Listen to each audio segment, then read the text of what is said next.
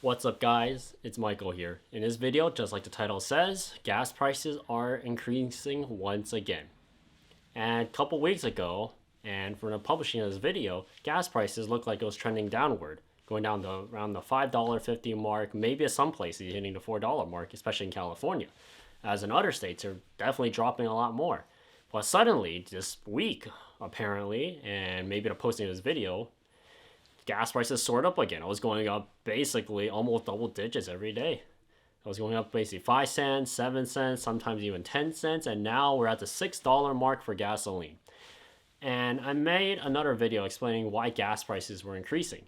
So just to recap on it, gas prices were always increasing because we're moving towards a more greener future, and at the same time it's between two things. Like I mentioned in my previous video, it's between either there's a monopoly going on or a duopoly, or there is not enough competition. So based on a bunch of resources I searched up, and there was a really interesting article. It was written by TLDR News.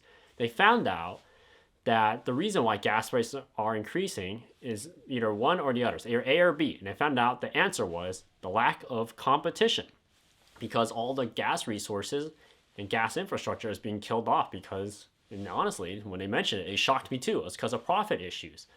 So because profit issues, most of the refineries shut down. So you think about it, gasoline right now is increasing in price, and it's always been increasing in price. So imagine a time for the millennial generation, gas prices were under $1, they got to $1, and it slowly increased. It was going very slow, a really slow pace. The slow pace itself basically signals it was going up. But it's interesting part, once during 2020 and also in the war of Ukraine, the gas prices suddenly just shot up the roof.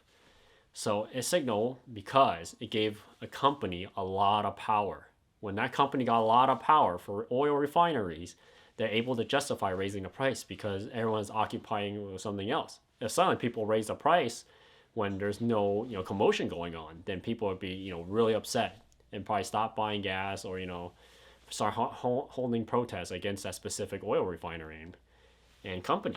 But now since the case, since basically there's so few refineries left, now they have the right as a business to make as much profits as possible. Is it a great business model? Not really, because their new business models are now become the people first, people and loyalty first, and profit second.